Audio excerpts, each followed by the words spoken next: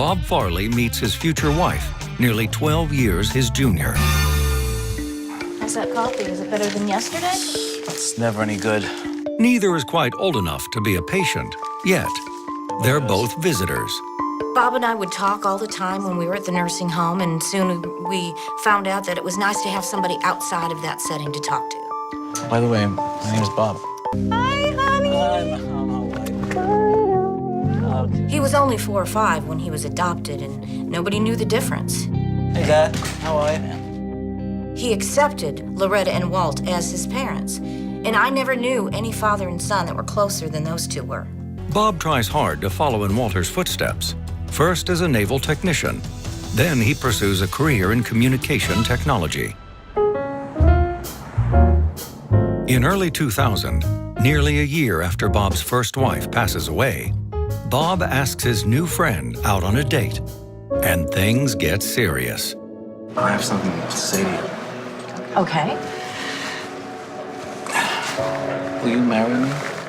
Oh my God, it's beautiful. Yes, yes, I'll marry you. At their age, there's no time to lose. 12 months later, the couple marries. It was a massive layoff. They sold the company. Hate to see it go. And we had just bought the house. And I thought to myself, my gosh, what are we gonna do? As the debts mount, the couple decides to rent out their home. And in 2004, move in with dear old elderly dad to... Hey, Dad. My mower's not working again, huh? Damn mower, I never worked since the day I got it. Give me a half inch, will you? Half inch. Take this. Half inch. Come on. Walt sometimes shows a harsher side to his only son. I asked for a half inch. Give me a half inch. What the is wrong with you? There was conflict between Walt and Bob. Walt had these high standards, and he expected more out of Bob. Bob did his best to make his father happy, but it never seemed good enough for the old man. His father was very strict. Things were done on his timetable. In late fall of 2008, after 4 years of sticking close to home, Can I talk to you for a minute? Bob decides to take a page from his father's playbook and take his wife out on the town. Got my weapon here because we're not going to be home. You know, we're not going to be near the house.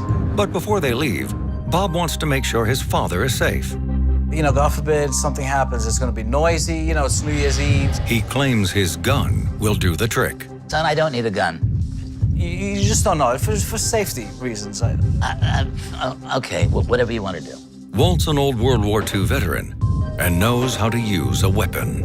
Bob Farley says he loaded the gun with hollow point bullets, and he said that he put it in the nightstand for Walter Farley for protection. At 5:30 p.m., the excited couple leaves for their overnight New Year's Eve bash. No, are you sure you're gonna be okay? I'm gonna be fine. You just have a great time and forget about it. Happy New Year. It's the couple's turn to get away and ring in 2009 at the Red Rose Inn in nearby Plant City.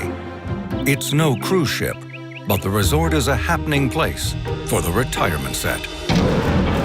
I was really looking forward to spending a romantic evening with my husband.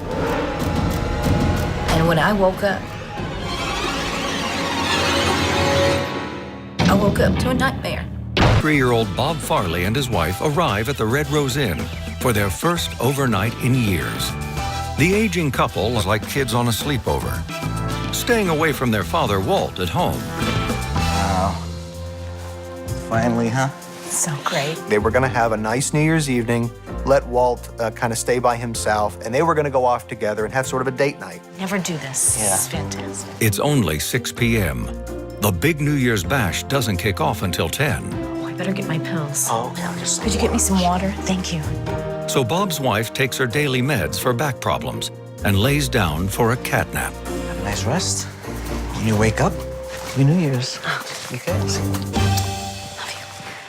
Love you. While she's out cold, Bob decides to check out the town. I loved seeing him all dressed up, I was never good at these. There you go. knowing that tonight was our time. Bob's the life of the party. He downs his favorite drink and takes to the dance floor. 3, 2,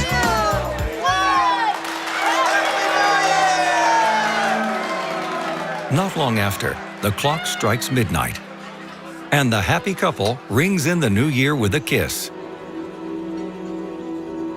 I have the key.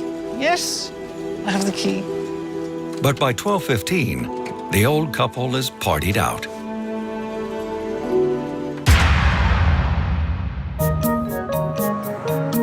It may be time to sleep in for most couples, but by 7 a.m., Bob and his wife are raring to go.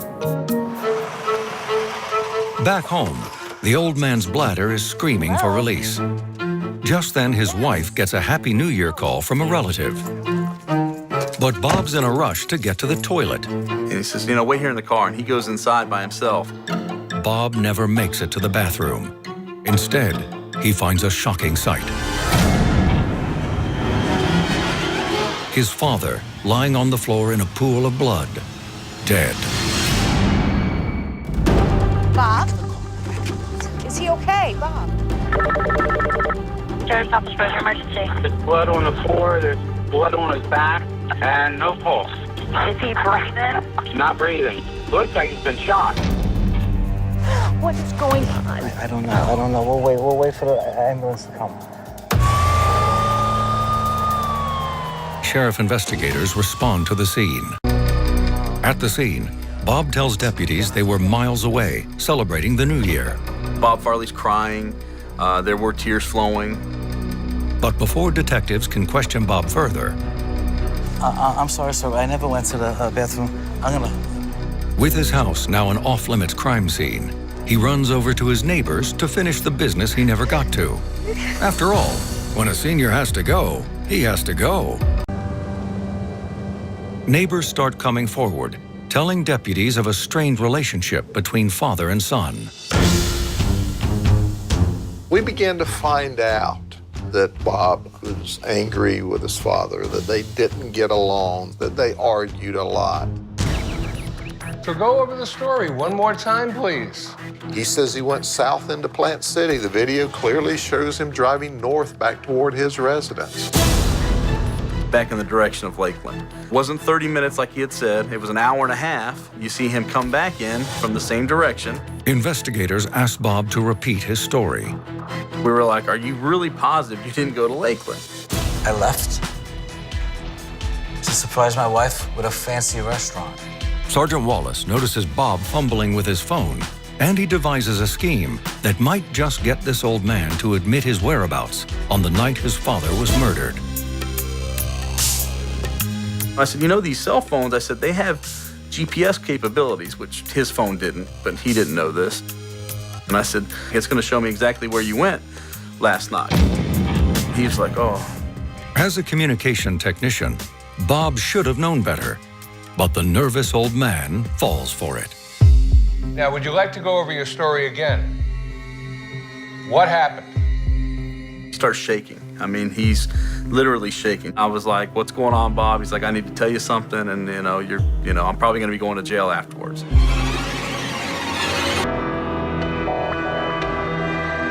Soon after, Bob makes a full confession. He returned to his father's home in Lakeland with the gun.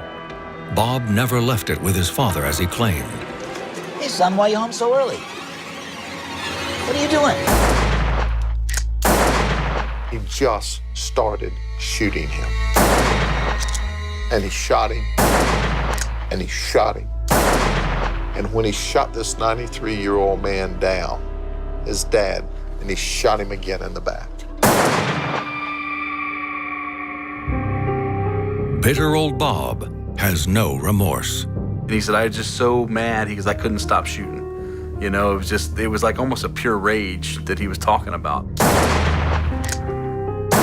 Dad always expected a lot more of him, and he was just tired of hearing it from his dad.